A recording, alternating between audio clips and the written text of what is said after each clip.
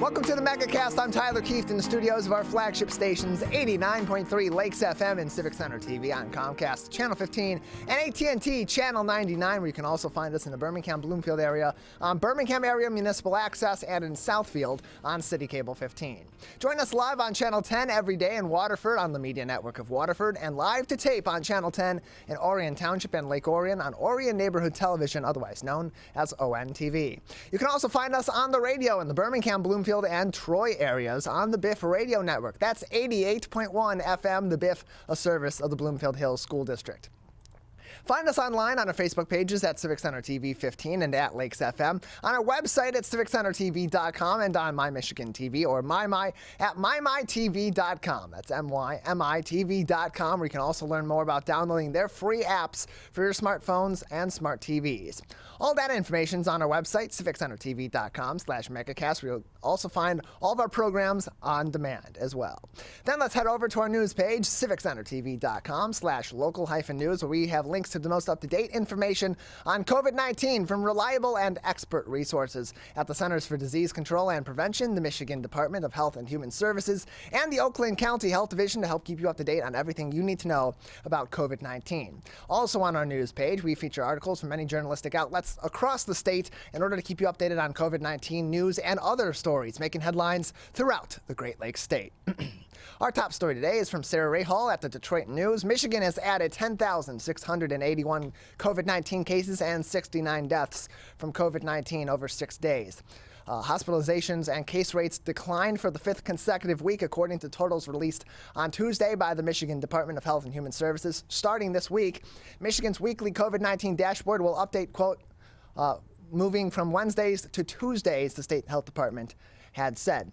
The state added 10,681 cases and 69 deaths as of Tuesday, including totals from the previous 5 days. Michigan reported an average during that period of 1,780 cases per day, a decrease from 2,225 per day in the previous week. On June 15th, the state stated it had added 15,578 cases and 137 deaths from the virus in that previous week. On Monday, the state reported that 681 adults and 18 pediatric patients were hospitalized with confirmed infections, a slight decline from 800 adults and 27 children as of last week. Inpatient records were set on January 10th with 4,580 adults hospitalized with COVID-19. About 4.3% of the state's hospital beds were filled with COVID-19 patients, and there was an average of 1,192 emergency room visits related to COVID-19 per day in the state as of Monday. That compares with 24% of hospital beds full and 2,889 daily ER visits due to the virus in the first week of January of this year.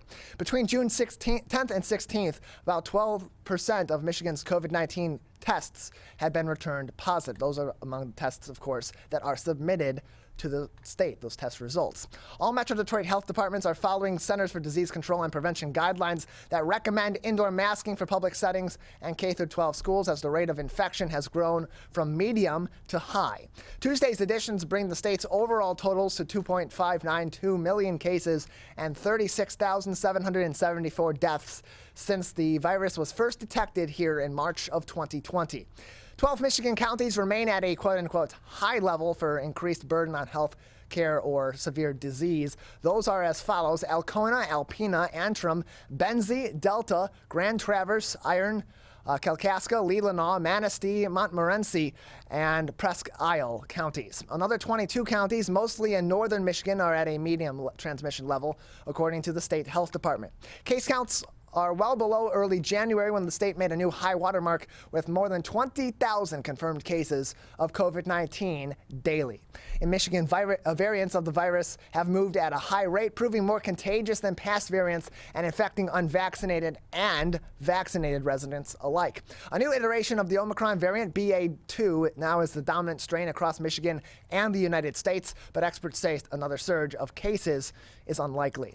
The Food and Drug Administration expanded its approval of remdesivir remdesivir on April 25th, making it the first COVID-19 treatment available for children under the age of 12. In Michigan, 302 cases of rare inflammatory condition in children that's been linked with COVID-19 has been reported to the CDC. About 65% of kids with the syndrome are admitted to intensive care units, and there have been 5 deaths in those situations.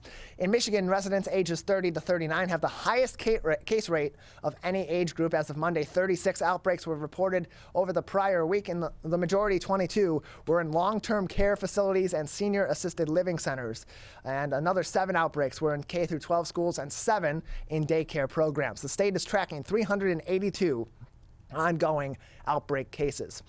About 66% of state residents, over 6.6 million in total, have received their first doses of a vaccine, and 60% are fully vaccinated. More than 238,000 children 5 to 11 years old in Michigan, or 29%, have received at least their first dose. More than 3.2 million individuals, or 35% of the eligible population, have received a booster shot in Michigan, and 5.6 million are fully vaccinated against COVID-19. Henry Ford Health System, Beaumont Health, and Michigan Medicine in Ann Arbor were expecting shipments of newly approved COVID vaccines for infants and preschoolers to arrive this week, and said they were gearing up to provide the shots by the end of the week. Also making headlines on our website, civiccentertv.com/local news, from Paula Gardner at Bridge, Michigan. Michigan icon Kellogg plans a corporate spinoff and will move to Chicago.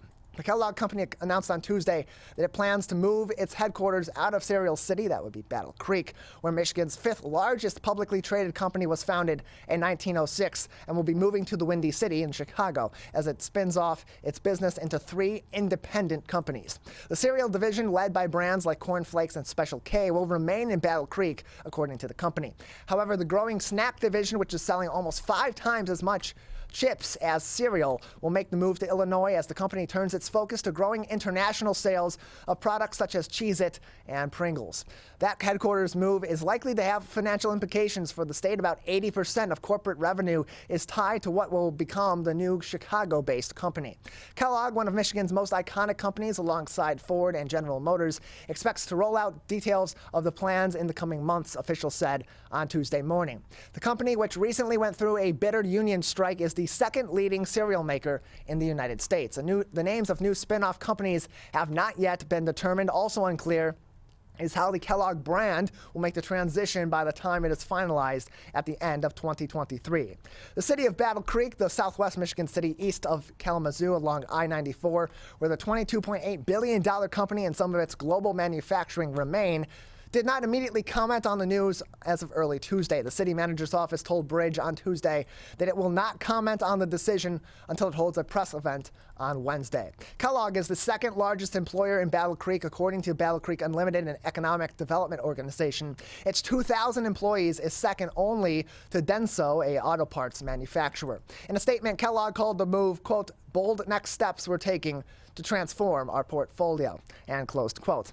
The company said it would break into 3 new divisions, a, quote, global snacking company, and closed quote, with about $11.4 billion in net sales, a, quote, North American cereal company, and closed quote, with $2.4 billion in net sales after a year with supply chain constraints and a strike that affected 4 of its U.S. factories, and finally, a, quote, unquote, plant company, building around the Morningstar Farms vegetable patty brand with about $340 million in net sales.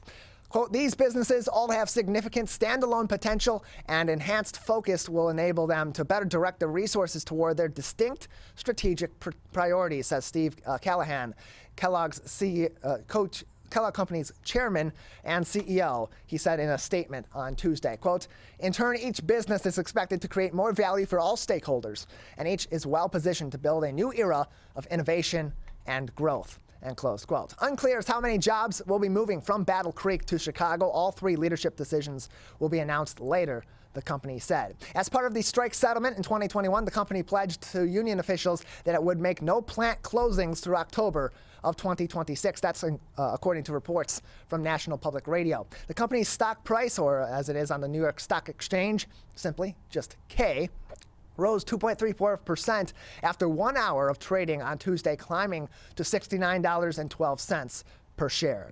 Finally, making headlines on our website, civiccentertv.com, on our local news link From the Detroit Free Press's Nusrat Rahman, Detroit Public Library will be reopening 10 of its shuttered branches this summer after a 2-year pause. After 2 years, the library will open several of its closed neighborhood branches beginning in July. Last summer, officials said that 15 of the 21 Detroit Public Library locations were temporarily closed in order to curb the spread of COVID-19, since most branches were small and it would be challenging to maintain safety precautions, primarily physical distancing. In the meantime, the library has offered virtual programming and a mobile library, along with services at 6 branches, including the main library in Midtown Detroit. Still, the closures left some Detroit communities without a hub for free resources, particularly access to the internet. The administration's reopening plan is staggered throughout the summer and into next year, said Joanne Mondowney, executive director of the Detroit Public Library, laying out the schedule during a Tuesday Detroit Library Commission meeting. Starting on July 5th, the Detroit Public Library will reopen the following neighborhood branches: Bowen, Chandler Park, Cheney, Elmwood Park, Knapp, and Sherwood Forest. On July 18th, the Franklin and Lincoln branches will reopen, and then on August 22nd, the Douglas and Duffield locations will resume operations. Quote, all library locations have been cleared and feature new public computers. We will continue the COVID-19 safety protocols that require customers to wear masks, said Mondowney. 2 branches are slated to open their doors again next year, those being the Chase Library in January and the Hubbard branch in March of next year, said Mondowney. These libraries have later dates because of delays in getting materials needed for new cooling and heating systems, she said. It's unclear whether the 3 other neighborhood branches will reopen. The Monteith branch needs more than $3.3 million for a new roof, boiler, air conditioning, electrical work, and revamping its public spaces and modifications in order to make it compliant with the Americans with Disabilities Act.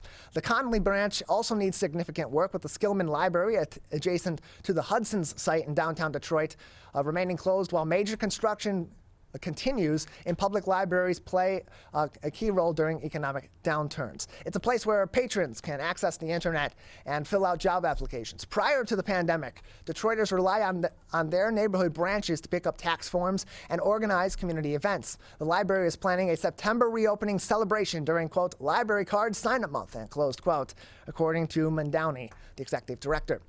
The Detroit Public Library is working to fill more than 100 vacant job positions that cropped up through the course of the pandemic, she also said. In 2019, there were about 3 million visits to the Detroit Public Library's branches. The library provided public access to more than 1,200 computers, and roughly 272,000 children, teens, and adults attended community programming before the COVID-19 pandemic.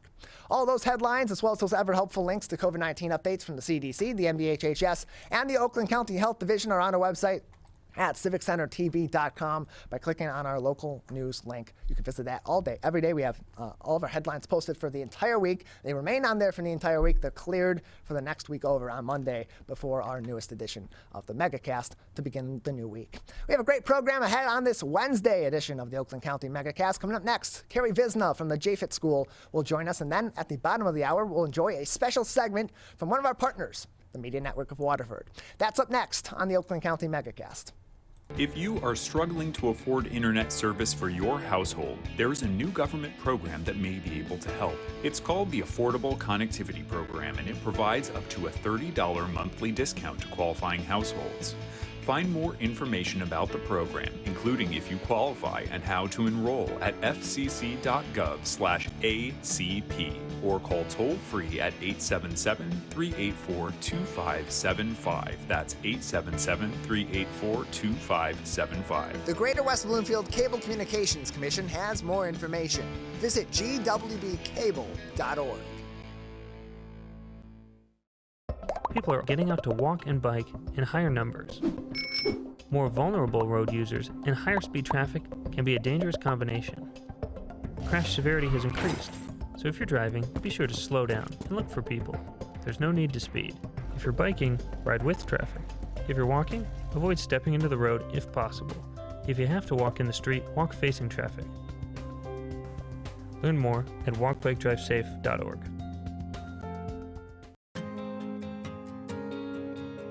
When times get dark, we can't see the help that's all around us. When you don't know where to turn, Let 211 be your guiding light.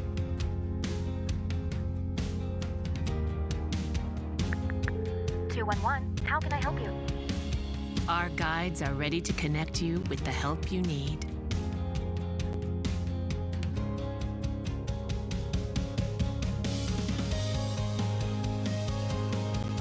For help with food, healthcare, mental health, and other resources,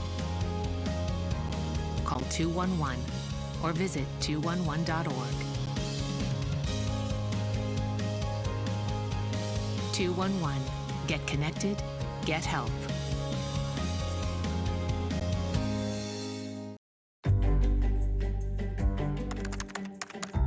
Parents do a lot of worrying. Get your kids caught up on childhood vaccines to protect them from these 14 preventable diseases, and you'll have 14 fewer things to worry about. Vaccines are safe and effective and save lives. So let's get caught up on vaccines and worry about something else. Get the facts at ivaccinate.org. We may come from different organizations, But we work together to protect the Huron River for everyone. Most of the pollution that goes into our rivers is carried by rainwater that flows off of roads, parking lots, and rooftops. the leaves and bark of a single tree can retain a surprising amount of rainwater. Depending on its size and species, it could be 100 gallons or more. It is estimated that an urban forest can reduce annual runoff by up to 7%. Here's one thing that we know can help keep our water clean. Plant a tree. Plant a tree. Plant a tree. There's one water, and it's ours to protect.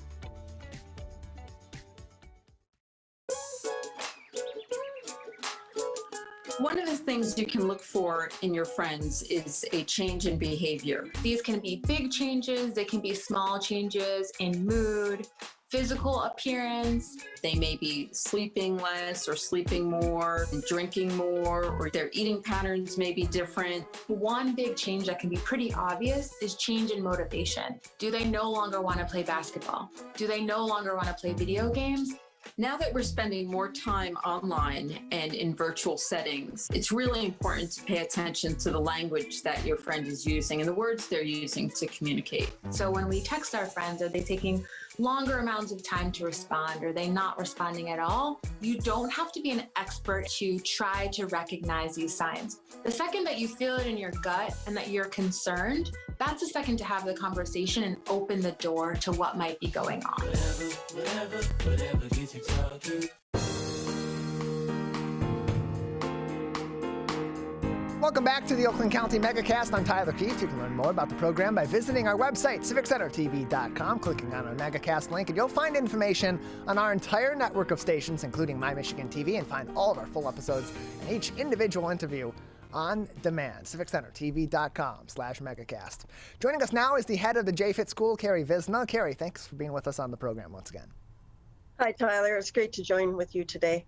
Yeah, good to have you with us. For those that aren't familiar, can you give us an overview of the Japhet School, because it is not affiliated with any local school district. It is its own entire institution. Give us some background on some of its core values and the way it approaches education as opposed to some of our schools in neighboring areas. Sure. Japhet School is located in Clawson. We're going into our 50th year next year in 2023. So it was established almost 50 years ago by a group of concerned parents in the area who wanted to see moral values integrated into their children's education. So that was the foundation of Japhet's start, and with then implementing character qualities, of which we have 18 of them, and they're divided into two separate cycles. And so we focus on 9 a school year, and implement those into our curriculum and into our daily living and modeling. And that includes our families as well. So we are an independent school governed by ISACs, which is Independent Schools of the Central States. And then in Michigan, AIMS, which is the Association of Independent Michigan Schools. We are accredited, and we have a strong curriculum, strong academics, of which community service and leadership is an important part of our curriculum. So this is an independent school. It's not affiliated with any particular school district. It's more, as you said, affiliated with a consortium of other independent schools that's overseen Correct. on a statewide level. So is this a private school in that case, or is it something in between private and public? We're considered independent with a mission. We have a mission statement, our own independent mission statement. We are tuition-based. That separates us from public or charter. And private as well has, of course, a tuition. But we are in an independent school of Michigan and of the central states of the United States. So, yep. So you are the head of school, Kerri. Kerri Yes. Vizena is with us on the Megacast. She is the head of school at the Japhet School. What's your background? What led you ultimately to your current position leading the Japhet School? Sure. Well, way back in the 80s, which is a far distance for some, I know, with my own children, I was a young mother and found Japhet School and became employed at Japhet when we had a child care center right within the preschool through 8th grade school. So I became the director of the child care center and then had other roles as well, and left for a period of time and then returned. I did work in other public schools and charter schools while during my absence from Japhet, but I returned back to, it feels like home, it just feels like coming back home to a school where the same moral values and beliefs that I hold and I believe are very important for all children and families. So you talk about both the history that developed the Japhet School and what you appreciated as a parent of a student at the Japhet School and now as the head of school are those values that the Japhet School is attempting to instill in the education of these children. There are unique character qualities. There are 18 of these that are Yes. marked as being critical to that curriculum. Can you explain some of these character Sure. qualities and how they were chosen to be those focal points for these children? Sure. I think it really starts with the golden rule, which is treat others the way you want to be treated. I think that's a universal rule for anyone to live by. So then out of that springs character qualities that were chosen previous to me, but certainly carefully thought out. So such as respect for others, respect for self, punctuality, thrift, obedience, gratitude is a big one, courage, initiative, reliability, and the list goes on. But they are basic skills that we need, all of us need, and particularly our students, our children, to go out into the world when they leave us onto their next schooling and to become the neighbors that we would like to live next door to. And how do those qualities, particularly the respect for others, how do those relate to a current effort that's going on in the Japhet School? There's a fundraising effort that's going on to raise some funds to help people in Ukraine, particularly children. How does that go back to those core values? Right. Thank you for asking that question, because that's a perfect example of the practicality of a Japhet School education and how it directly applies to current events and issues. So our middle school students are very active, and part of graduation is leading a community service drive of some kind. So the real connection with the Ukraine relief effort came because of my connection with Janine Krasicki-Sadich, who is president of J9, which is a marketing firm that we have work with. And so Janine is part Ukrainian, and it really hit home with us that here was someone who had relatives in Ukraine, and we understood, the real heartbreak that was going on here. And then our students, when they heard of the heartbreak of losing your home or being told you have to leave your country or in unsafe conditions, that they really dug deep and wanted to help. And so that's how the Ukrainian relief effort on our part began, and all classrooms, all class levels donated items, and then all these items were taken to a trucking company that then eventually got, I believe it was to Maryland, and then over to Ukraine. And so how did those relationships then become formed between your school and the fundraising efforts, and ultimately those that are on the front lines? What sort of vetting went into determining that these funds that are being raised, all this effort that's going in for this great cause, is actually going toward people that are going to be in need of these services and of these funds? Sure. So the knowledge of this came from Janine, who knew directly of this organization and that it was reputable, and that all of these items would go directly to those in need. There was no middle person. They would go directly to who was in need. And there was also monetary that was efforts that went, and we collected some funds that way. And we know that all of it went directly to the children, such as coloring books, washable markers, crayons, and those kinds of things, diapers, just the necessities for living, and how to brighten those dear children's day during some very, very difficult circumstances.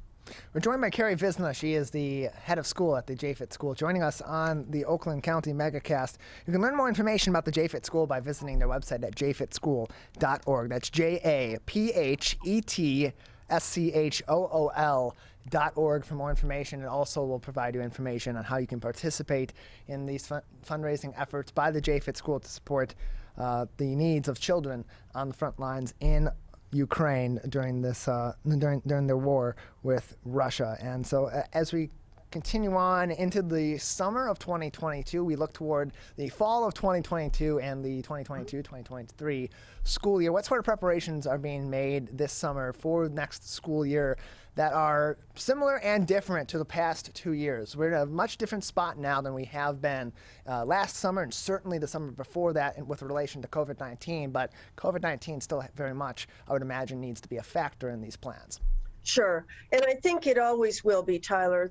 The fact that the need for personal space or being aware of any challenges physically that may come, we will always have that toolkit of needing to possibly adjust in certain ways. I think there are many silver linings in the pandemic.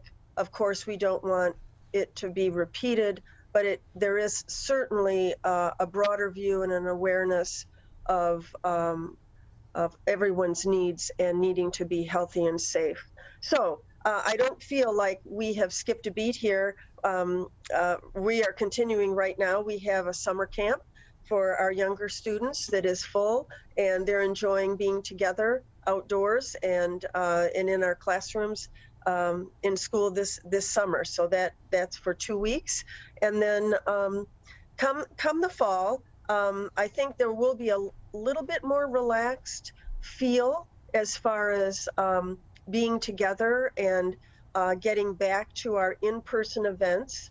We did hold our graduation ceremonies in person in June, which we hadn't done for 2 years, and so that was wonderful to get back to, and we did it in very safe situation. But really looking forward to open up, bringing in guest speakers, which we hadn't been able to do other than electronically through Zoom or something, and get back to the business of being in person with an expanded sense of our education, which is very important.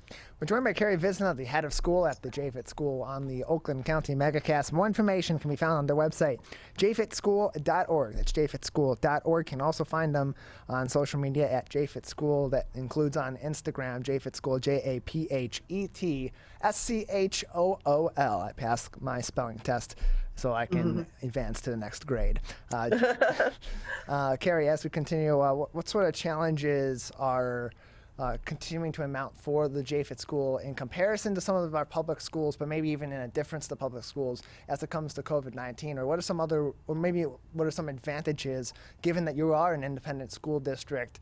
I don't have maybe as much of constraints at a district-wide level that there are in some of these public schools.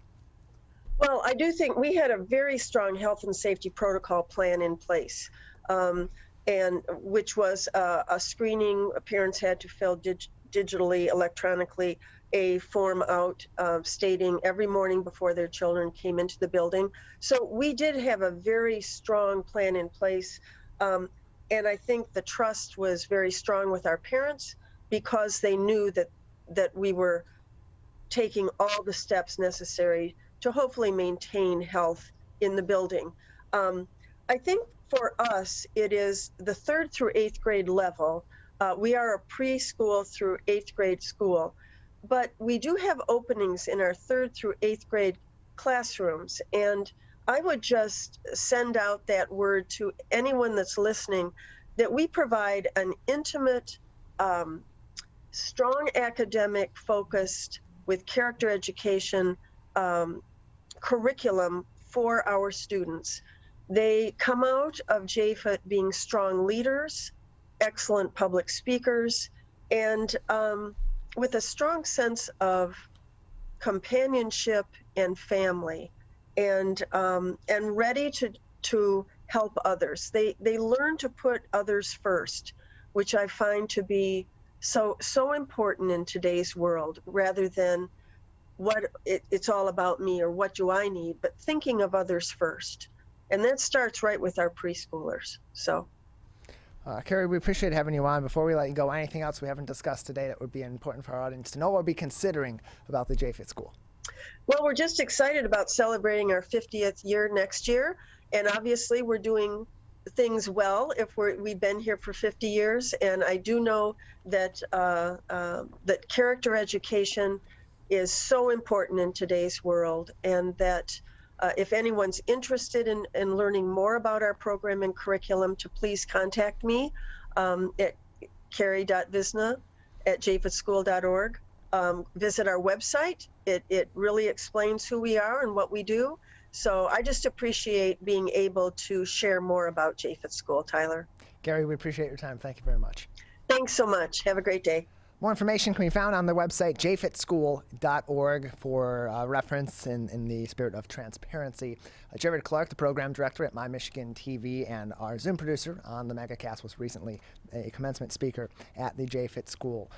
And so we were letting you know that as a reference for today's edition of the Megacast. We're going to take a break on the Megacast. When we come back, we will enjoy some original programming from one of our partnering stations in Waterford, the Media Network of Waterford's Wildly Basic show, hosted by Operations Manager Denise McLeod, and Production Coordinator Whitney Hunt is up next on the Oakland County Megacast. You see certain things get reincarnated in your children. My daughter is very much inspired by my wife's artistic pursuits. So my daughter started making necklaces. She makes what we call affirmation fashion. I tell her every day that your black is beautiful. Your black is beautiful. Your black is beautiful. And if there's anything better than being beautiful, it's being smart. And if there's anything better than being smart, it's being kind. And reaffirming that every day is our method of making sure her chin never drops. My dad wasn't around, and I remember riding a bike and falling off and cutting myself, and me never just wanted to get back on it. People ask, how your children learn how to ride a bike, and you didn't.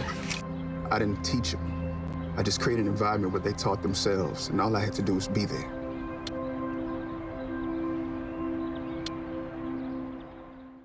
Whether you're the city, the county, or the Huron River Watershed Council. As partners, working together to protect our water resources, we agree. Pet waste is the source of harmful bacteria in the Huron River. When it's left on the ground, it can wash into the storm drains. These lead directly to our streams. No filters, no treatment. Here's one thing we know that can help keep our water clean. Pick up pet waste and trash it. Pick up pet waste and trash it. So pick up pet waste and trash it. There's one water, and it's ours to protect. Who is struggling right now? I am. My son is. Many are struggling with anxiety, depression, and substance use. Before it becomes a crisis, reach out to MyCal, the Michigan Crisis and Access Line, for free confidential support 24/7. Available in the Upper Peninsula and Oakland County. Just call or text 1-844-44-MyCal or chat online at michigan.gov/MyCal. A message from the Michigan Department of Health and Human Services. Welcome back to the Oakland County Megacast. I'm Tyler Kieft. To learn more about the program on our website, civiccentertv.com/megacast. We'll learn more about all of our partnering stations, including My Michigan TV. And one of our great cable partners is the Media Network of Waterford. And one of their longest running programs is the Wildly Basic Show, hosted by Operations Manager Denise McLeod and Production Coordinator Whitney Hunt. On this edition of the Wildly Basic Show, Denise and Whitney speak with Executive Director of the Waterford Chamber of Commerce, Nikki Tippett. Let's take a look.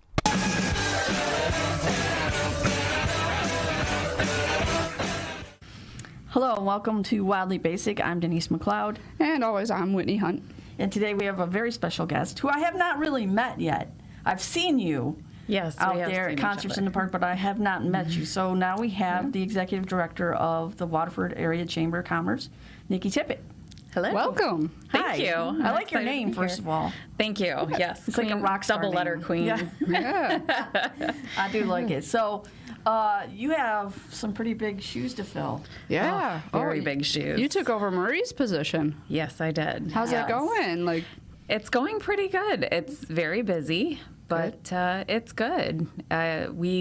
We've spent the last 3 years working together. So, and before that, I was on the chamber board. I was a chamber ambassador. So you know the kind of ins and outs already of what's going on. Right. Good. So that helped with my transition into working for the chamber, and then Marie and I just really kicked it into high gear once I started working at the chamber, and she taught me as much as she could of everything she knows, because it's a lot of stuff. Right? Yeah. And she's still around if you need her, right? Oh, yeah. Yep. She's in the office today, so she does our bookkeeping. And excellent.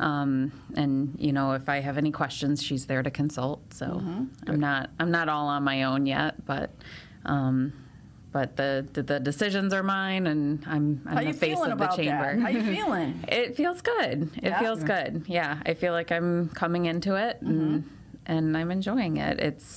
It's really what I discovered my passion is. It was hard to find that for a while, and once I was a part of the chamber with the bank I worked for, it kind of cleared everything up, and I was like, "This is what I'm meant to do." So you kind of know how it works, and how important is the chamber to you? Do you think?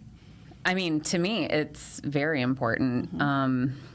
I think we are kind of a keystone in the community. I think any chamber is, and they should treat themselves as such.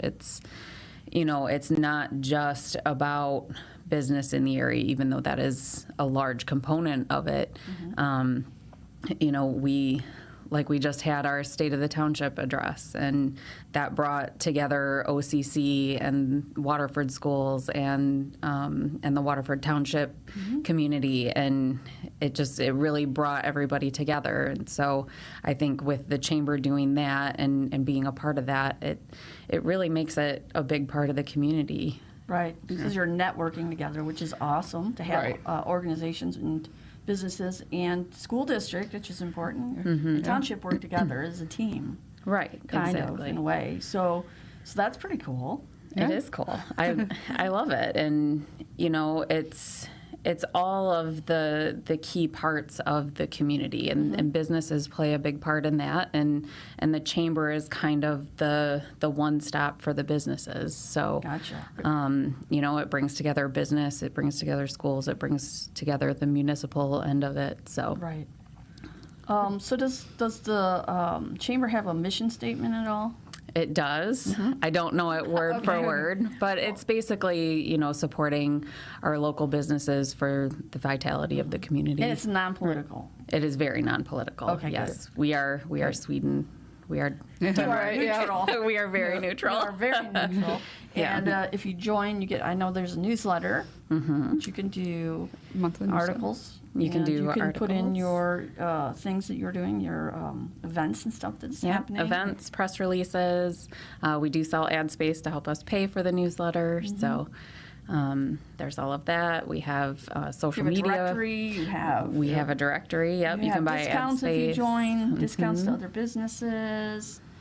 And you also have nonprofit organizations as part of the chamber. So you don't really have to be a for-profit to be part of the chamber. You don't. No. Just a business. A business, an organization. We have, municipality, sectors of the municipality that are a part of it. So we have, the township supervisor is a member, the clerk is a member, the fire department, the police department, Parks and Rec, they're all members. So you're like the ultimate networking place to go. Networking, promotional, just kind of a all-around helper. If I have a business but I'm not part of the chamber, can I still benefit in some way or no? I mean, you can benefit from if I'm doing an event and I'm promoting it, but I'm not a part of the chamber. The chamber expands the reach in which you can promote it. Okay. So I kind of describe us when I'm addressing a potential member, and I'll say, the chamber is an arm of your marketing department. So we can advise you, we can help you design ads, we can put it out on our social media that expands the reach, because not only do we have other businesses that follow us, we have community members and people even outside of the area that follow us. So we put it there. We have it on our website. Having links on our website helps with their SEO, because Google likes to see when your link is on other people's websites. So it's kind of an all-encompassing promotional. Okay, so if you're a non-member and you are a new business and you're putting all your money into your new business and stuff, and you don't think that you can afford a chamber. How much is a chamber? So a new chamber membership is $225. Okay. And it's a flat rate. So you feel, if you feel like you can't just put that money out because you just put all the money you have into a business, we'll work with you. Okay, you will. You will. We will. We can work out a payment plan. We can figure something out, because being a member of the chamber when you're a new business, I think, is pretty crucial. We do ribbon cuttings, grand openings, like I said, the promotional end of things. We have relationships that, will help with you're networking. Correct, and networking and you go to one of your coffee nights or whatever that you have, and you can literally meet and ask questions of other business people. If you're having issues in certain things, they could help you. Correct. Plus, you guys have speakers that come, too, sometimes, don't you? Yep. I mean, I know COVID probably stopped a lot of that, but you guys do have speakers that come in. Yep, we're getting back into that more. And all that stuff, so that's pretty cool. Yep, we have a luncheon coming up on March 31st at Overtime with, her name is All Social Jessie, and she's going to go over Canva for businesses. So Canva is a design program you can use to create ads and graphics. I want to try that because I've heard of it. We use Canva a lot at the chamber. I'm excited to see it. Is that a free program? It is a free program. You can upgrade, which we have upgraded, because you get bored of some of the fonts that you have to use as part of the free programming. But yeah, it's a good program, and a lot of organizations do use that free part of it. So it's good to know what all you can get for, that program and how you can utilize it best. So very cool. Yeah. Did you ever see yourself where you're at right now? Did you ever I did not. Someday I will be the executive director of a chamber of commerce. Did you ever see yourself that way? You know what? I don't think anybody I've ever met in the chamber world has ever said that they wanted to grow up to be a chamber executive. Right. Well, okay, I get that. But, yeah. Okay, because the community in cities and townships are important. to help each other out. So were you a community person then? Yes. You were? Yes, always. Okay. Yep. I grew up in Waterford, and I was always volunteering and a part of the community, even through college.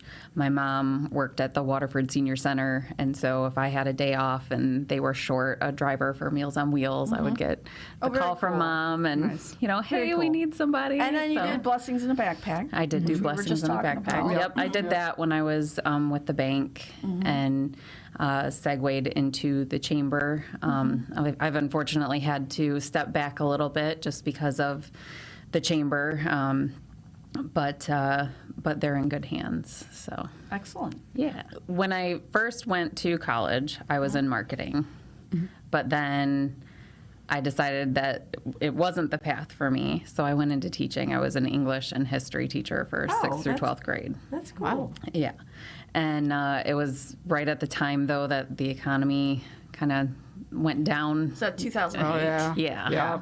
I graduated in 2006 from college. So the schools were already feeling the decline, and 2008 was kind of the pinnacle of all of it. So it was really hard to find a job here in Michigan, and I didn't want to leave Michigan or really the Waterford area. So I went into banking, and I didn't enjoy banking. I loved the bank that I worked for. I worked for Clarkson State Bank, which is now Waterford Bank.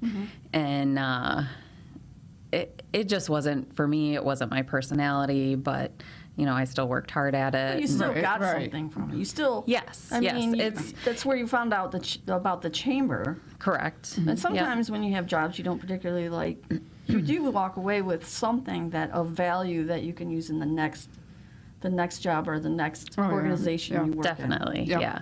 I mean, it really helped my business persona grow. Sure. So, I had the educational component and kind of the people component, and then, the bank brought in the business component of it. And you're a teacher, so you're good at teaching. Obviously, I thought I was.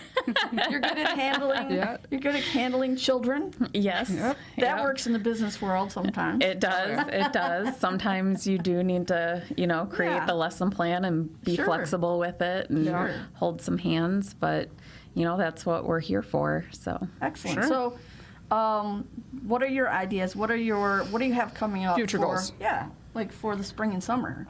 So for spring and summer, we have our events coming up. So we have the Support Local Expo that's going to be at the Oakland County Farmers Market on May 18th. And that is just an opportunity for businesses to showcase themselves with not only the other businesses that participate, but with the community as well. We've always had a really successful expo, so I'm hoping to continue that trend. Last year was hard, and you guys did it at the farmers market.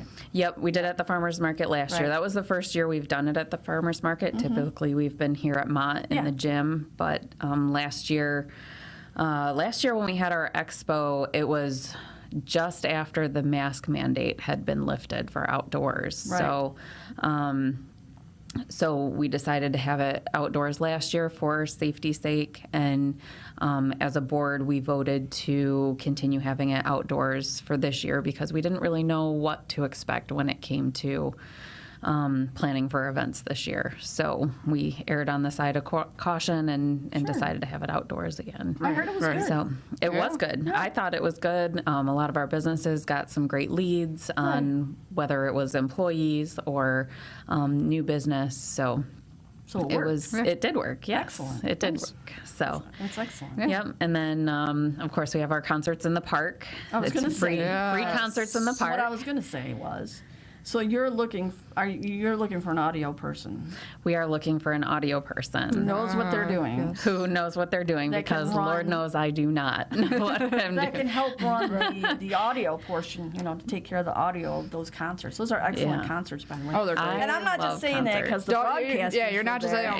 broadcasters coming out.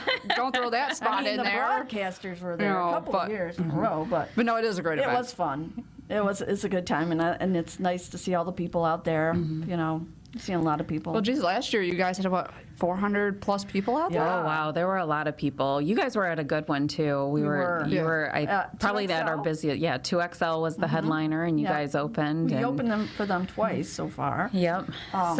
We're hoping for a repeat this year. I just need to reach out and getting things into place and all of that stuff. So now, who helps you with that?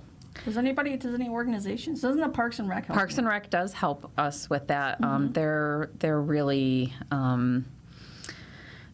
important in that they help us with the park. They get volunteers for parking and help with setup. Farmer John is great. Right. Tori's great. So just working with them to kind of get things all set up and figured out. Are you by any chance looking for any vendors for this year or no? Because this would be the place to say it. We need sponsors for all of our events. Okay. That's what kind of creates our budget. Food people, food trucks? Or? We are looking for food for a couple of the concerts. Okay. We do have a beer person. We have Doug Newbeck from Rustic Leaf. Okay. He's going to be providing alcohol at the concerts we have food at. I always like that. So, right. Yep. Barbecue and brew. Yeah. So we do have Billy's Tippin' In lined up for a couple of the concerts. Okay. Yep. Excellent. So we're just kind of plugging away and getting everything scheduled. But we do need sponsorships. Sure. It's a great community opportunity to get your business out there. Yep. Right. Depending on the sponsorship level, you can have a table at the concert and hand out information and all of that. For sure. I like that. Yeah. Okay, so if they're looking to sponsor you, how can they contact you for that? They can call us at the chamber. So the number at the chamber office is 248-666-8600, or they can email me, nikki.t@waterfordchamber.org. And that's with any chamber questions. If they're a community organization and they aren't sure about how to go about something, if they're a business and they want to get involved, or if they are a member and they haven't been involved for a while, we do have a membership orientation that is for everybody to come, whether you're a member, a non-member, a community organization. It kind of gives a baseline of what the chamber has to offer for all of our members, and that's March 16th at the public library. Awesome. Those are cool, I heard. They are cool. Yeah. We provide pizza. Jet's Pizza provides the pizza. We just pick it up. So. Right. Jet's is our favorite pizza. Yeah, we were hoping someday they might sponsor this show, but we can't say that, can we? No. Well, I know the people to get you in touch with if you would like to ask. Okay, good. There you go. That's what we want to know. See, that's what the chamber does. That is, we are a resource. Yeah, we are a resource. If you need something, we will find somebody to help you. Now, I have a question, which might get cut out. I don't know. But are you guys taking over movies and Movies Under the Moonlight? Yeah. So we've always partnered with the Waterford Coalition for Youth for Movies Under the Moonlight. What we did this year, due to the dissolution of Waterford Coalition for Youth, is we partnered with Waterford Parks and Rec. Okay. They had their block party last year to celebrate their 70th anniversary, and they had a lot of good feedback on that. And the block party is kind of similar to what we do for the activity portion of the Movies Under the Moonlight part of the event. And so we've partnered with them, and hopefully we'll have a lot of fun activities. We did rebrand it. It's going to be called Movie Palooza this year. Excellent. Nice. Yep. We don't have our movie picked out yet, but my daughter is pushing really hard for Kung Fu Panda 3. Okay. Uh-oh. So, I'm a fan too, so that will hopefully be. How do you pick movies for that? Like, do you do a vote with the public, or? It's like, who wants to vote? Yeah. So basically, it's dependent on budget, and because you do have to buy licensing for the movie. And just based on what we've done in the past, what's been successful, what hasn't been successful. Last year we picked Frozen 2, but for the most part, it's us and kind of our little committee that we put together that chooses the movie. That so everybody likes. so I'll consider my daughter Grace as part of the committee. And I mean, it's working. You guys keep having them. Yeah, that's for sure. I heard it was pretty popular. It is, and it's fun. Because we've had the network out there before, and I've seen great turnouts. I mean, geez. Yeah, we've had great turnouts. We had to, cancel during 2020, of course. As we did with concerts, but it is a lot of fun, and we have inflatables and the rock climbing wall from Oakland County Parks. And you're back. And Everybody's we're back. Yeah, we're back, and so come and have a good time. And we're revving and ready to go. Yeah. Everybody's waiting. Right. Trying to get their volunteers back. You can come back here, I swear. Us social chamber people did not do well during COVID. No. We were very busy. We did a lot of relief work and stuff like that, just really getting the information pushed out to all of our members. To do that because businesses were hurting and there's really nothing. We thank the team at the Media Network of Waterford. We're going to, of course, for time, we have to cut that episode off just a little bit short, but there's still plenty of great information, about 5 to 10 more minutes of that program, which you can find on the Media Network of Waterford's website. Go to our website, civiccentertv.com/megacast, and click on Media Network of Waterford. We can find all of the episodes of Wildly Basic with Denise and Whitney. We're going to take a break on your radio homes for the Megacast 89.3 WBLD Orchard Lake and 88.1 WBFH Bloomfield Hills. On the other side, we'll kick off the Michigan Megacast with Dunya Mikhail from Oakland University. That's up next. You're watching the Michigan Megacast. Parents do a lot of worrying. Get your kids caught up on childhood vaccines to protect them from these 14 preventable diseases, and you'll have 14 fewer things to worry about. Vaccines are safe and effective and save lives. So let's get caught up on vaccines and worry about something else. Get the facts at ivaccinate.org. We may come from different organizations, but we work together to protect the Huron River for everyone. Most of the pollution that goes into our rivers is carried by rainwater that flows off of roads, parking lots, and rooftops. The leaves and bark of a single tree can retain a surprising amount of rainwater. Depending on its size and species, it could be 100 gallons or more. It is estimated that an urban forest can reduce annual runoff by up to 7%. Here's one thing that we know can help keep our water clean. Plant a tree. Plant a tree. Plant a tree. There's one water, and it's ours to protect.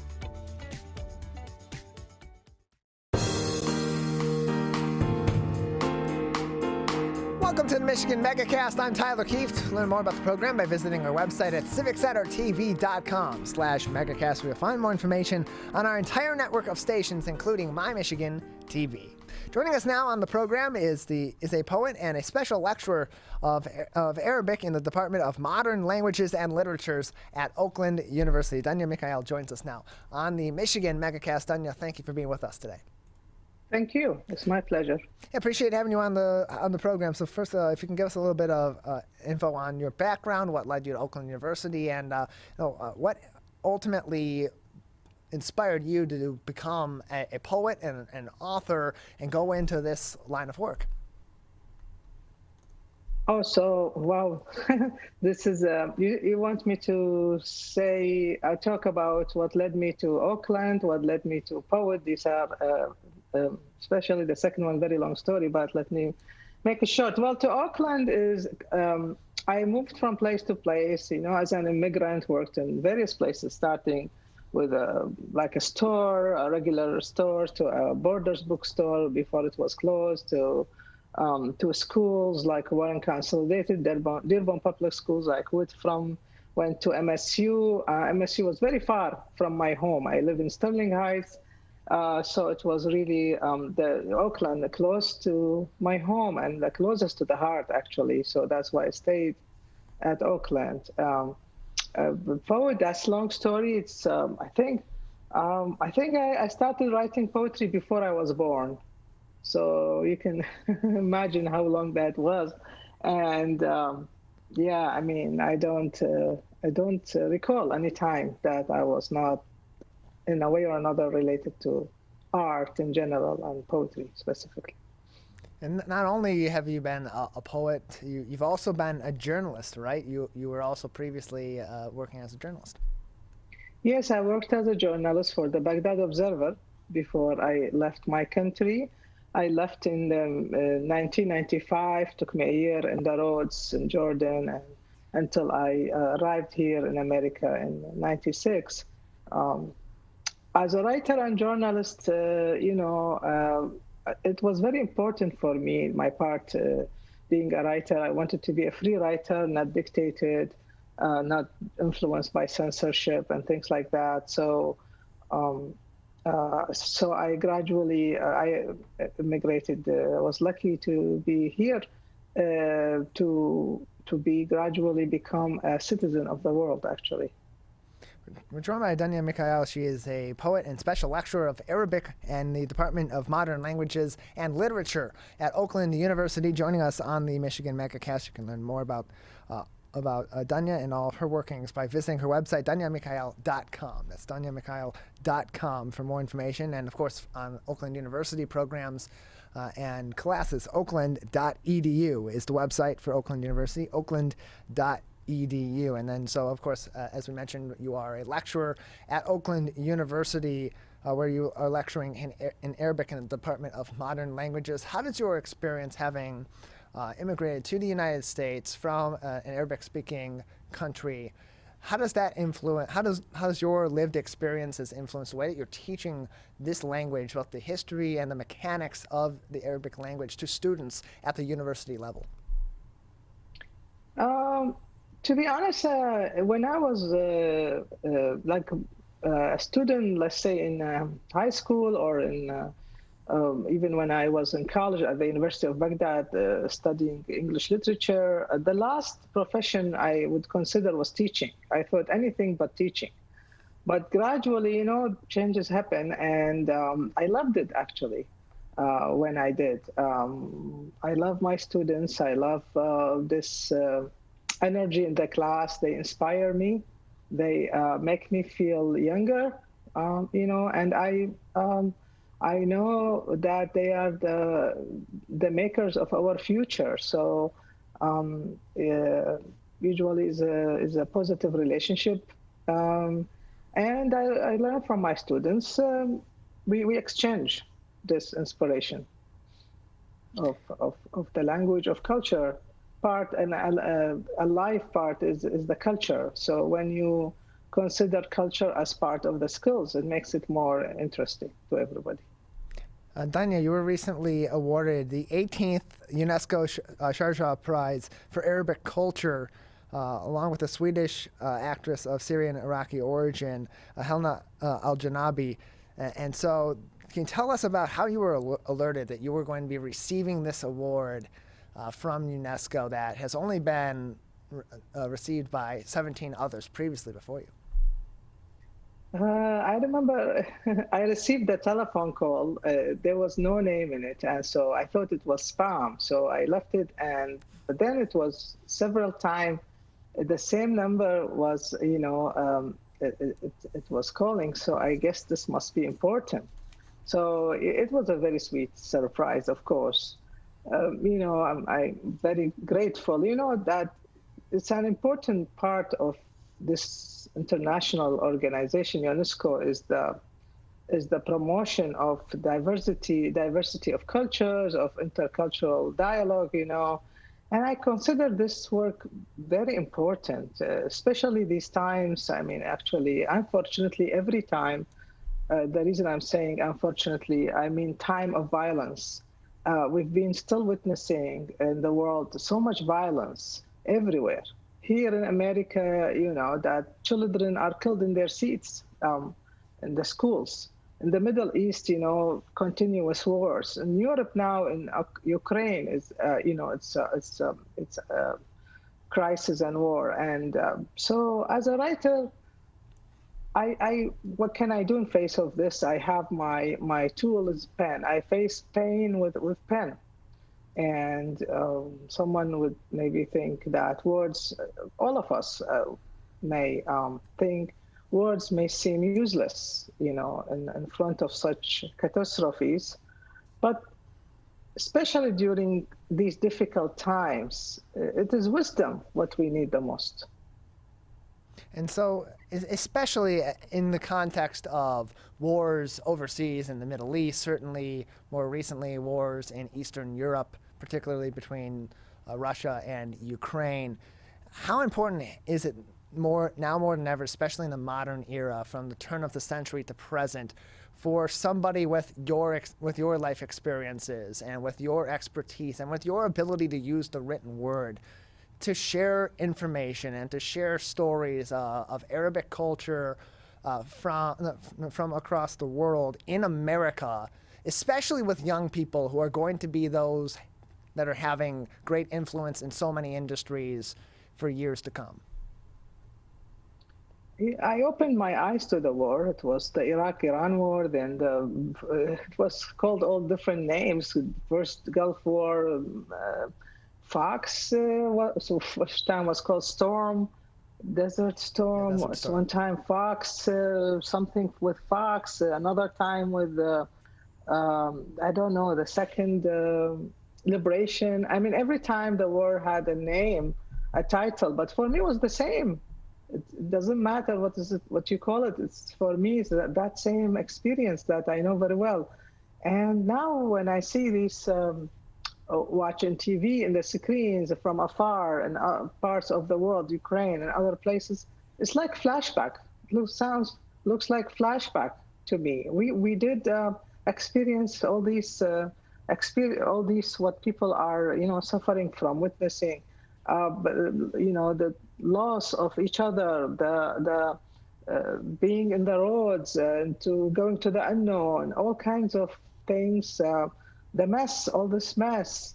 I mean, what can I tell you? It's really, I believe there's never a winner in any war. In any war. No, always everyone would lose. In one of my texts long time ago, I said something like that the killed would lose their life and the killer would lose their humanity.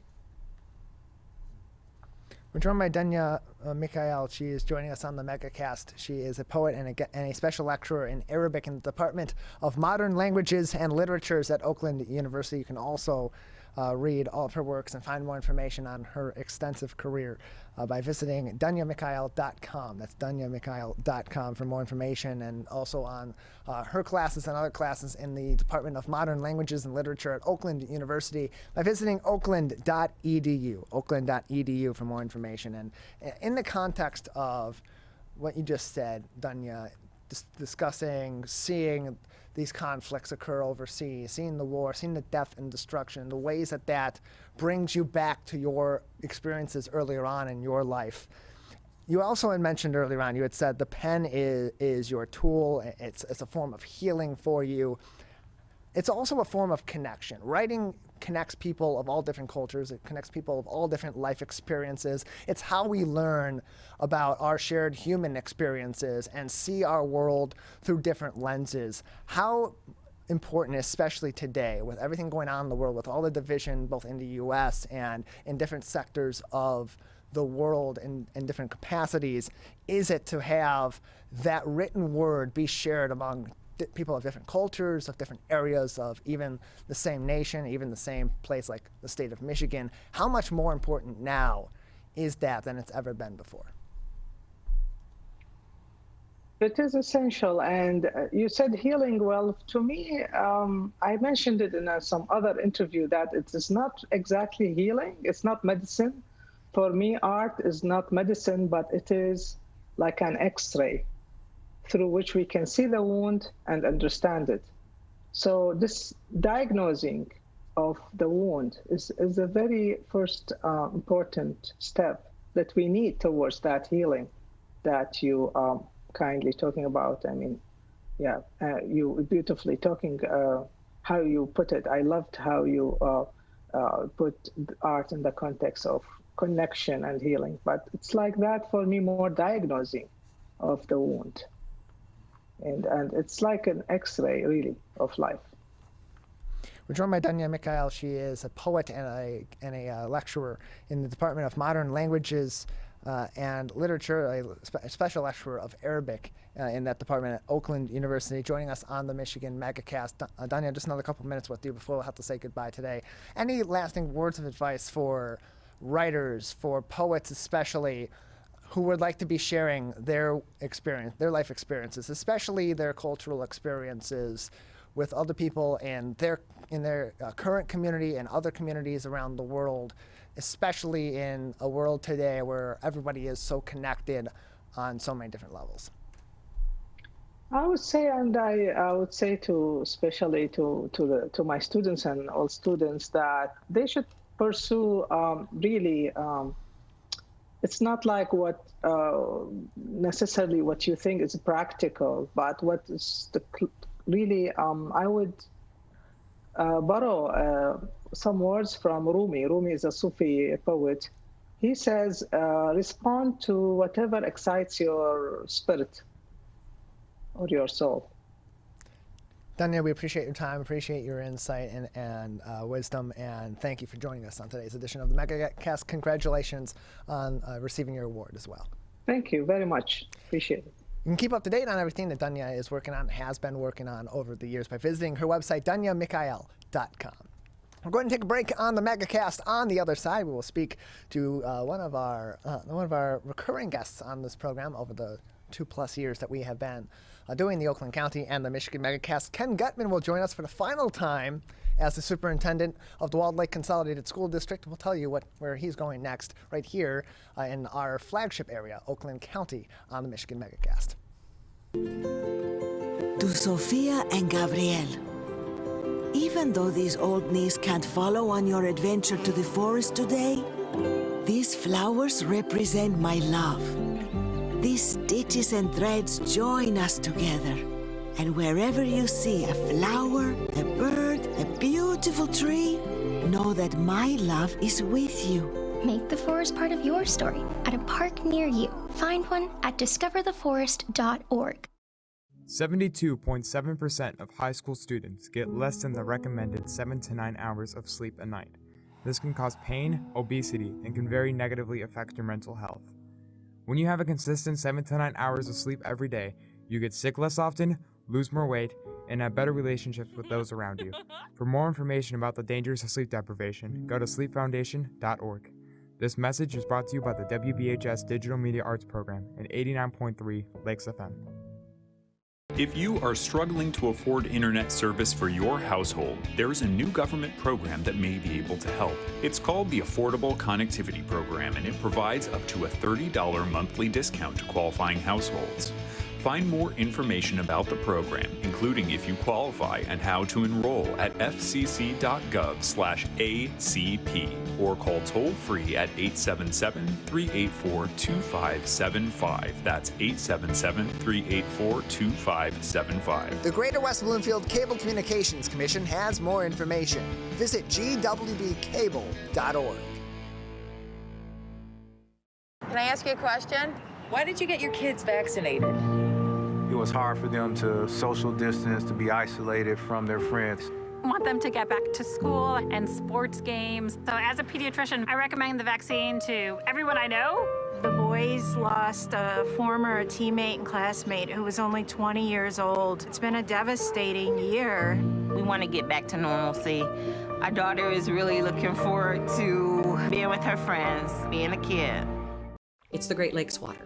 And so what people do ends up in our waterways. Flushable wipes are just evil. They should be thrown away. They're impossible to destroy, and they can cause significant problems. One of the main things when you're cooking is to not dump fats, oils, and greases down your drains. They stick to the sides of pipes, they stick to everything they come in contact with. Don't put it down the sink. There's one water, and it's ours to protect.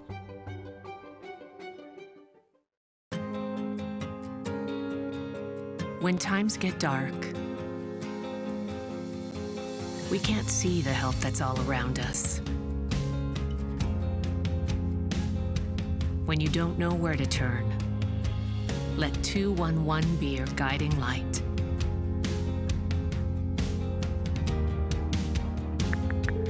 211. How can I help you? Our guides are ready to connect you with the help you need.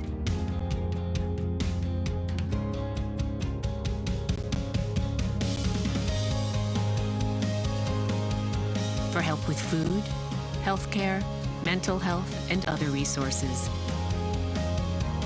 Call 211 or visit 211.org. 211. Get connected, get help.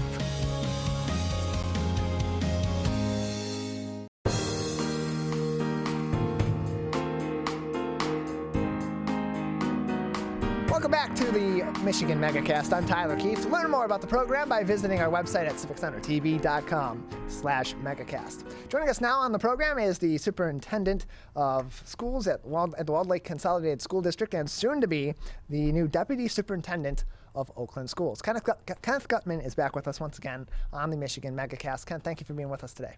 Always a pleasure, Tyler. Great to see you. Appreciate having you on. So first off, on July 1st, you'll begin your new position with Oakland Schools, the local intermediate school district in Oakland County, as their Deputy Superintendent.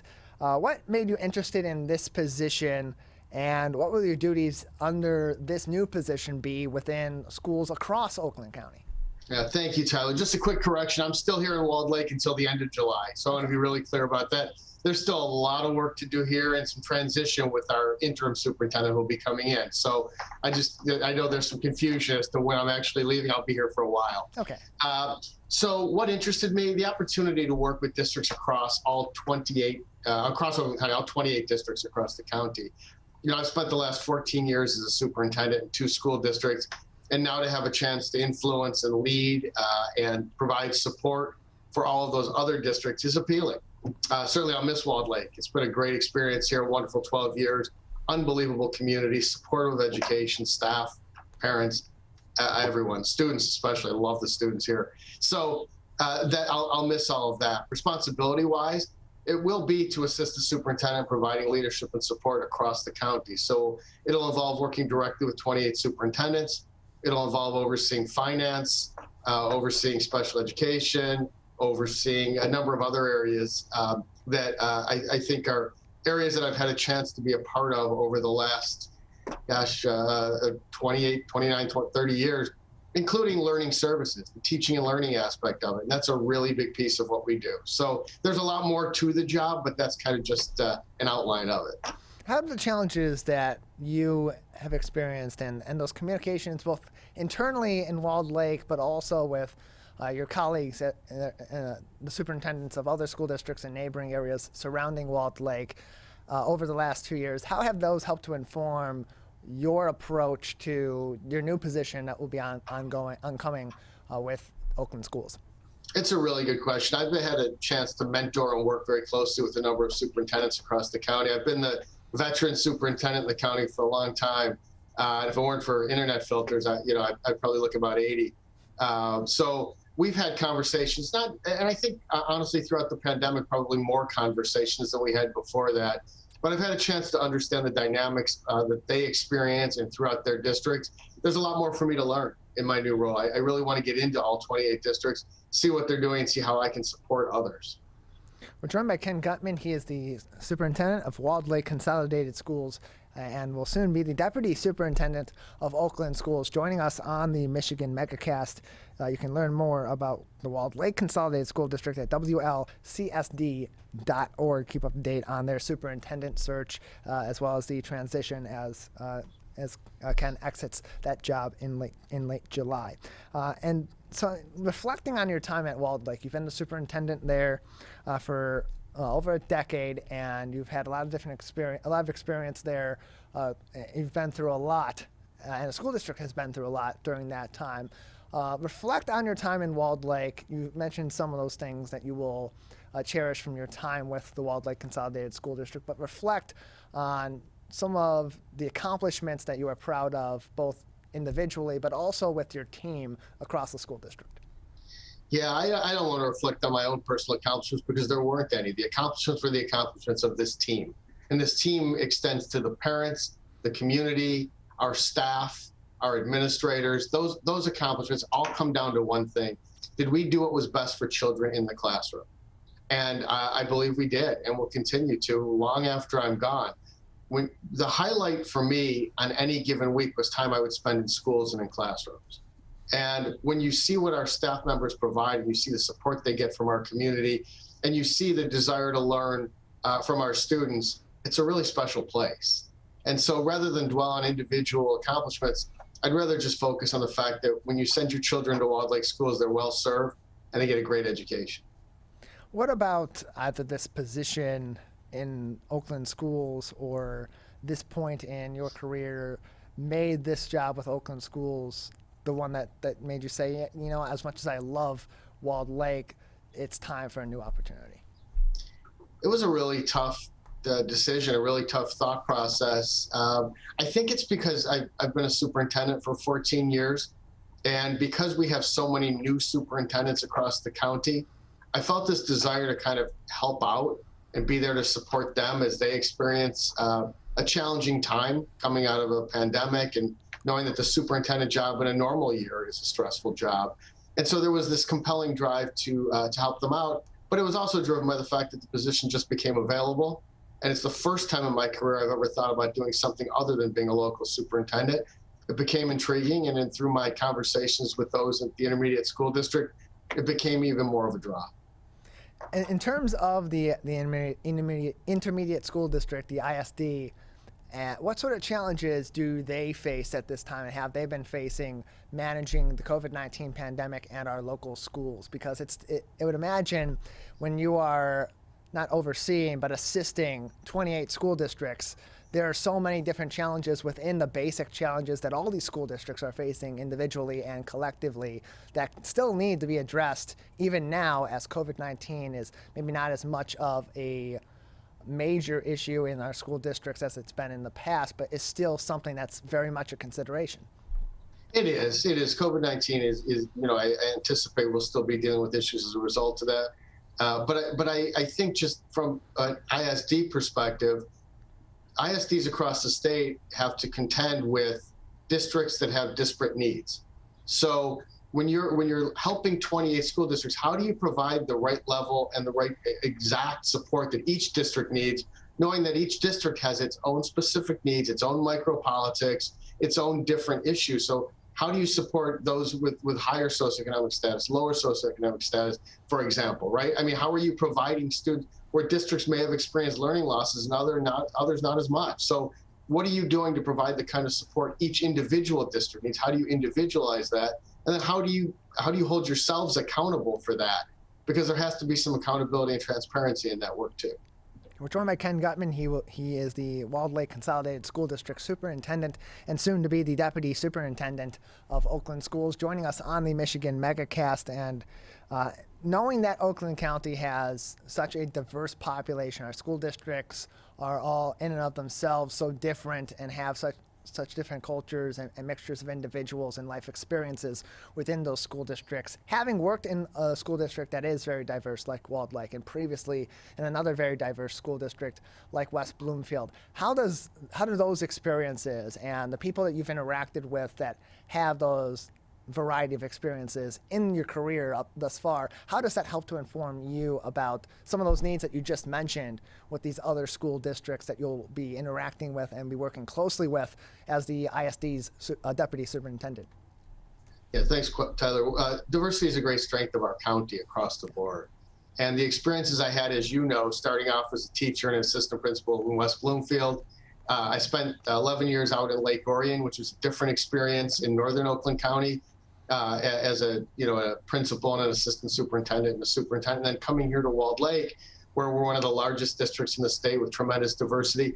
Each of those experiences help inform me as far as what I need to do moving forward to help others be successful. There's still a lot to learn, and where I'm heading, it's a new role, so I want to do a lot of listening. But I think that the experiences I've had throughout 3 really good districts in Oakland County will help inform my work moving forward.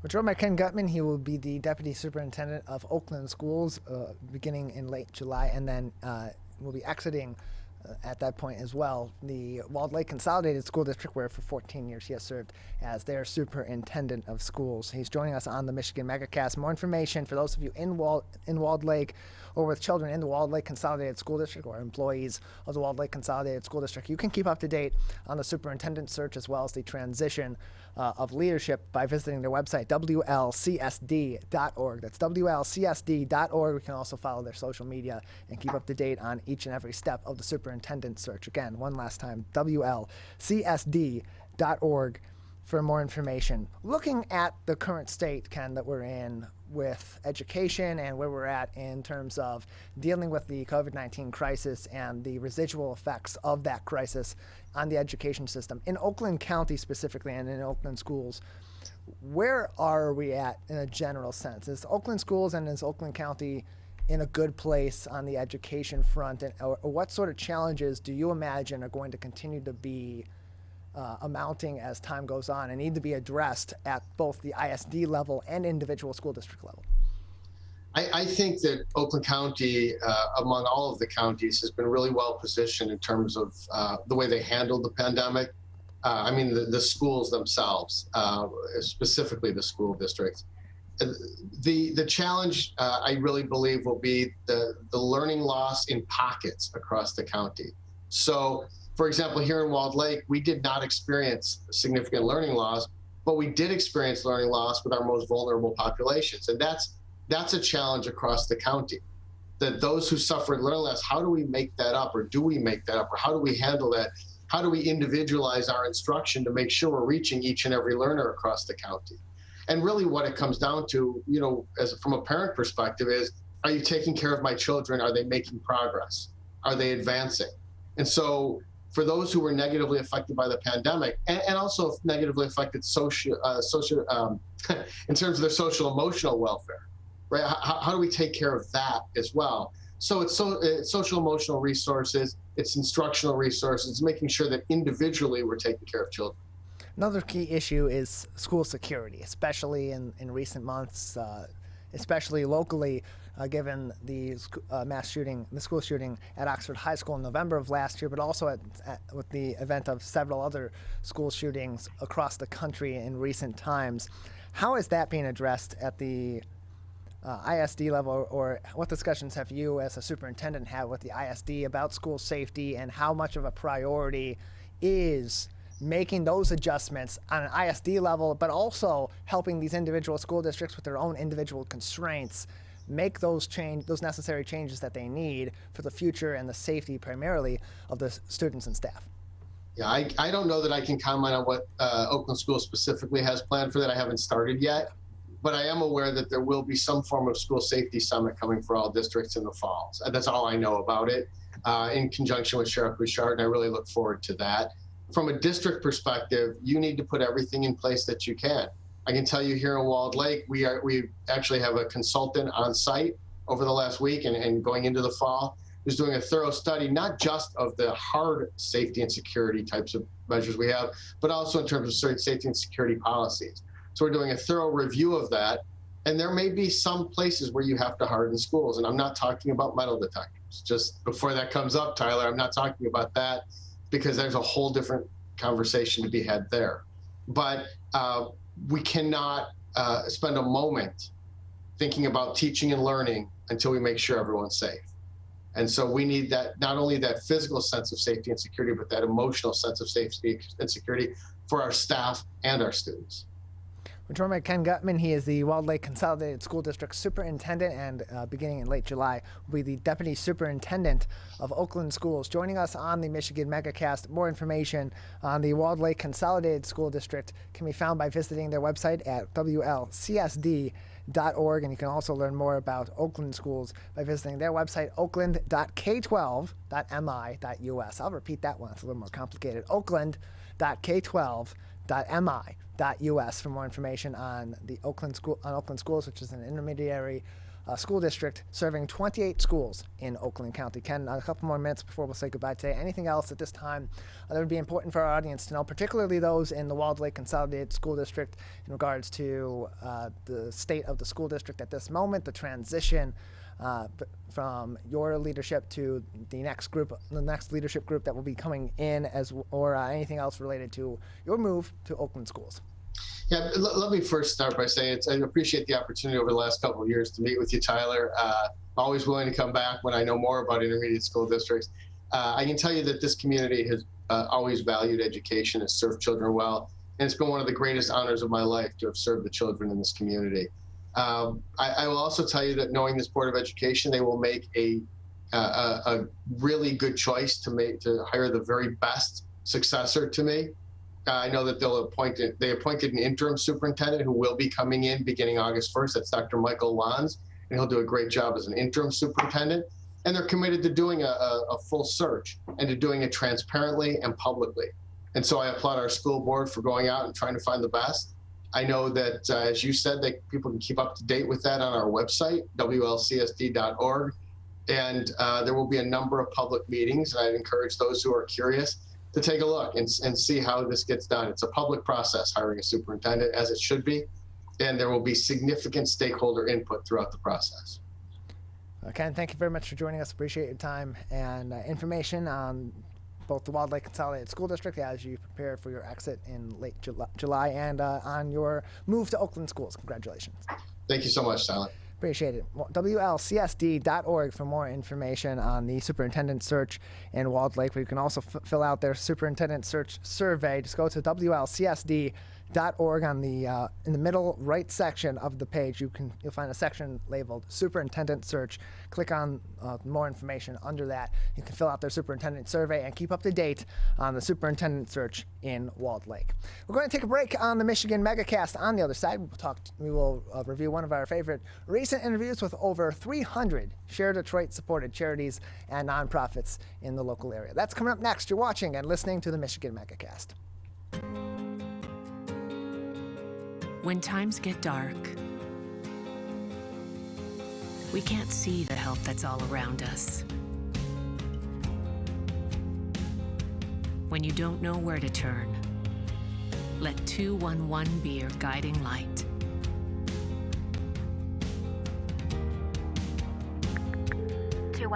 How can I help you? Our guides are ready to connect you with the help you need.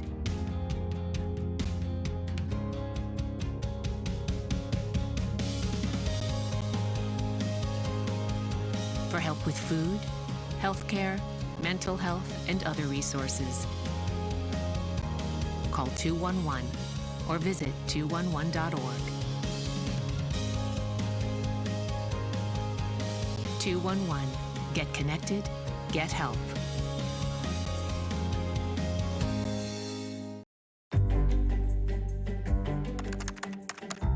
Parents do a lot of worrying. Get your kids caught up on childhood vaccines to protect them from these 14 preventable diseases, and you'll have 14 fewer things to worry about. Vaccines are safe and effective and save lives. So let's get caught up on vaccines and worry about something else. Get the facts at ivaccinate.org. We may come from different organizations, but we work together to protect the Huron River for everyone. Most of the pollution that goes into our rivers is carried by rainwater that flows off of roads, parking lots, and rooftops. The leaves and bark of a single tree can retain a surprising amount of rainwater. Depending on its size and species, it could be 100 gallons or more. It is estimated that an urban forest can reduce annual runoff by up to 7%. Here's one thing that we know can help keep our water clean. Plant a tree. Plant a tree. Plant a tree. There's one water, and it's ours to protect.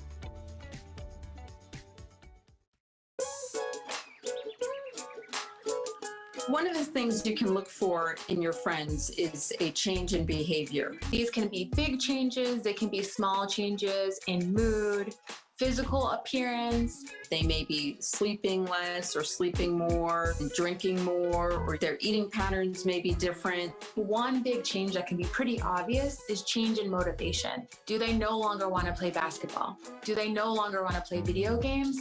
Now that we're spending more time online and in virtual settings, it's really important to pay attention to the language that your friend is using and the words they're using to communicate. So when we text our friends, are they taking longer amounts of time to respond? Are they not responding at all? You don't have to be an expert to try to recognize these signs. The second that you feel it in your gut and that you're concerned, that's a second to have the conversation and open the door to what might be going on.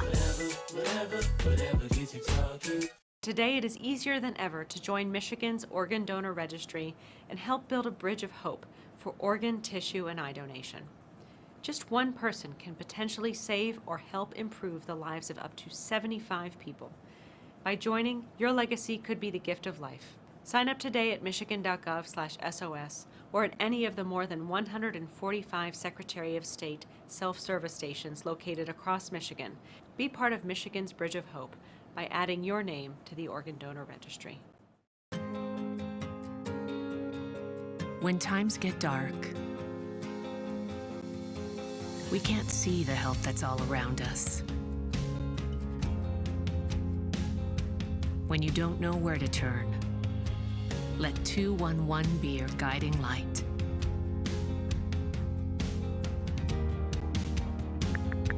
211, how can I help you? Our guides are ready to connect you with the help you need.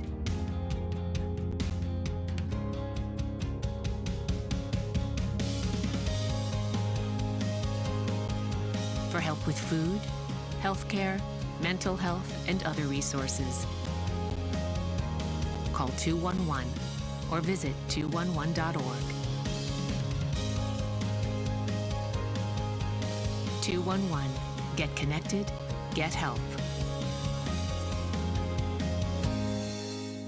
If you are struggling to afford internet service for your household, there's a new government program that may be able to help. It's called the Affordable Connectivity Program, and it provides up to a $30 monthly discount to qualifying households.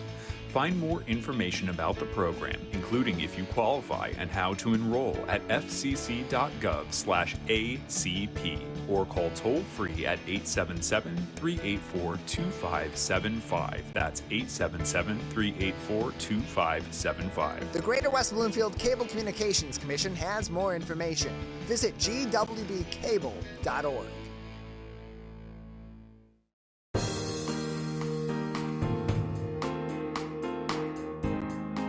Welcome back to the Michigan Megacast. I'm Tyler Kieft. Learn more about the program by visiting our website at civiccentertv.com and clicking on our Megacast link, where you'll learn more information about all of our partnering stations, including our Michigan Megacast flagship, My Michigan TV, otherwise known as My Mime. Over the course of the last several months, we've been joined by a variety of different charities and nonprofits supported by Share Detroit, a consortium of nonprofits in the metropolitan Detroit area that is providing information, insight, and immense help to many nonprofits and charities, providing a number of different services to different areas and about different issues across Michigan. And one of those organizations was Team Guts. We recently were joined by a co-owner of Team Guts, Paul Turner, to talk about this organization, this 501c3 nonprofit that supports programs in fitness and in training and more for special needs children. Let's take a look at that recent interview that we had on the Michigan Megacast.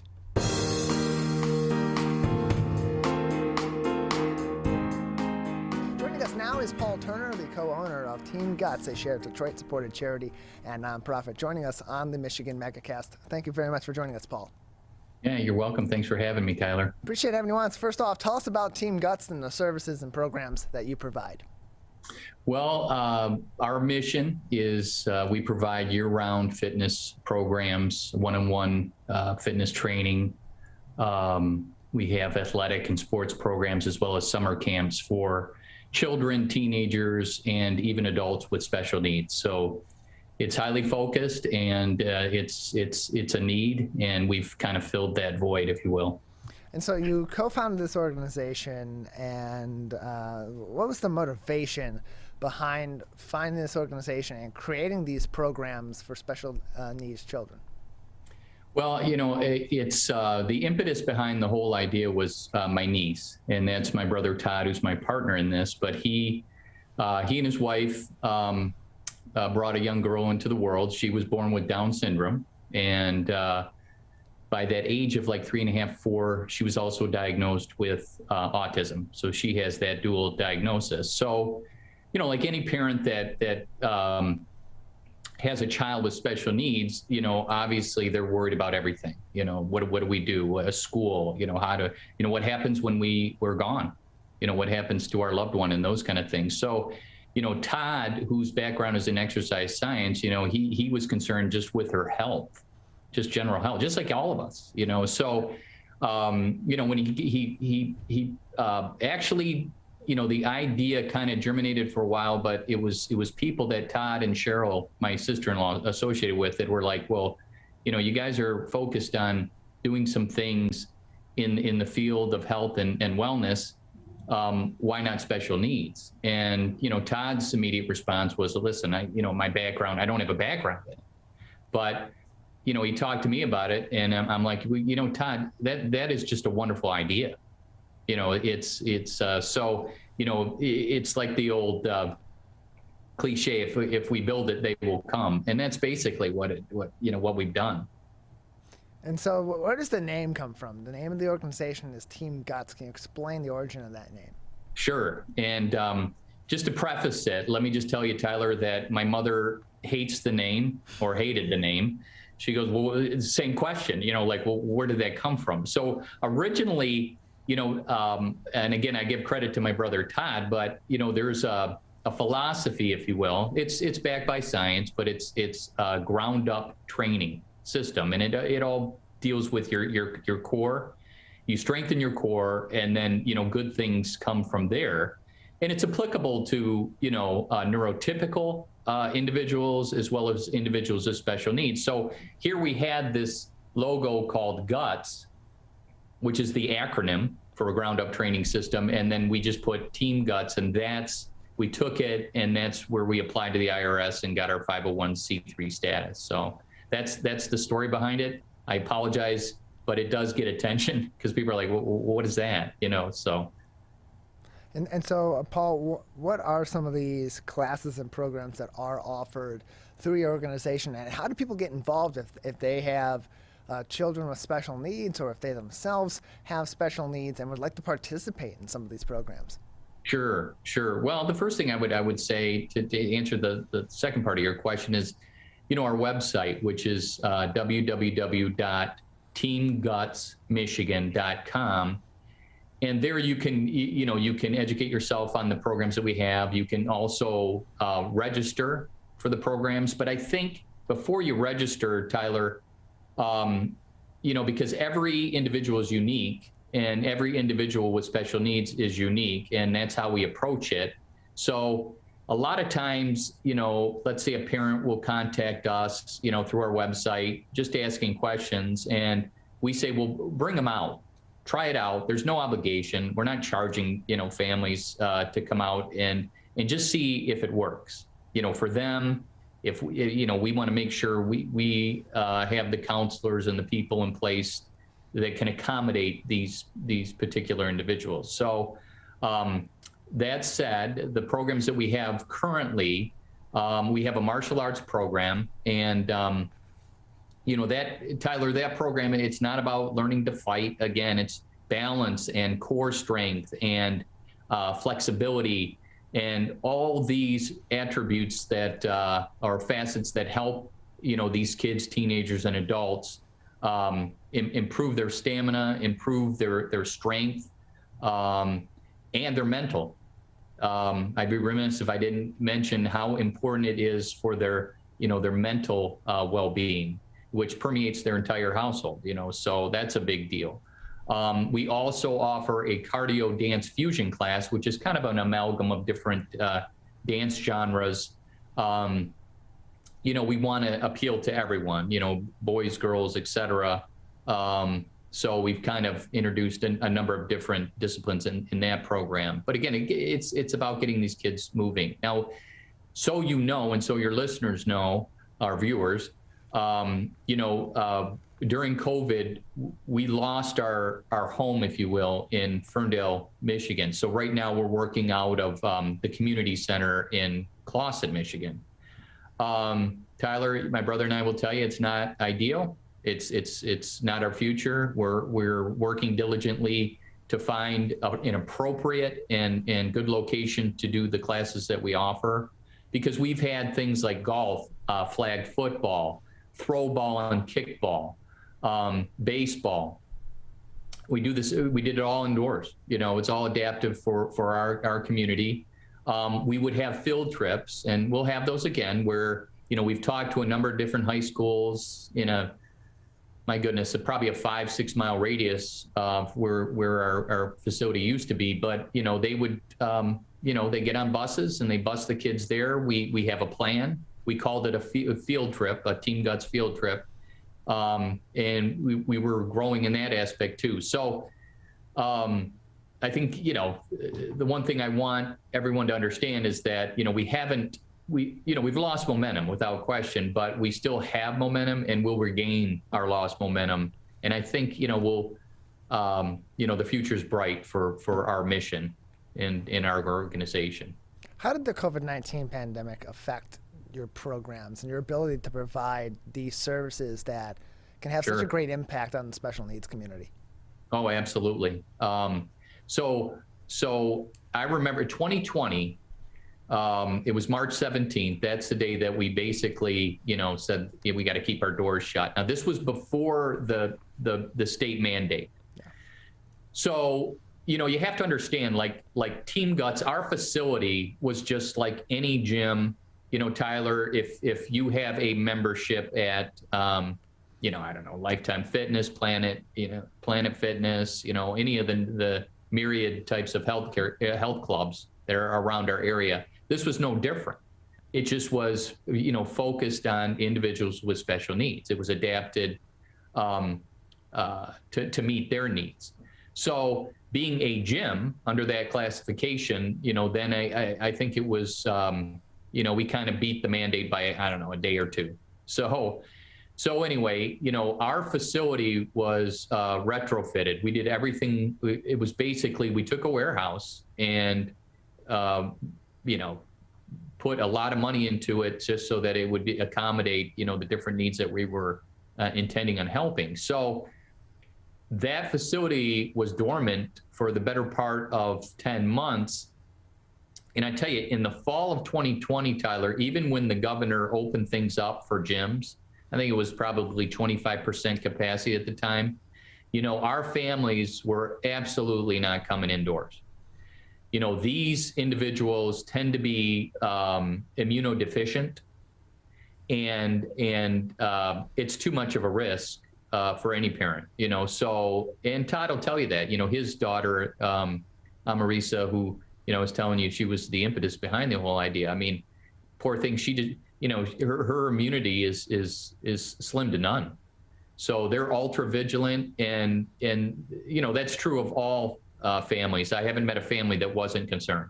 So long story short, the writing was on the wall. We tried to work it out with our landlord. He was very understanding, very gracious about it, but he knew. He said, Paul, I've watched that, that building just sit, vacant for months. So we had no choice. And so now we're in the process of working on finding a new location, and we've learned a lot, Tyler. It's not the end of the road.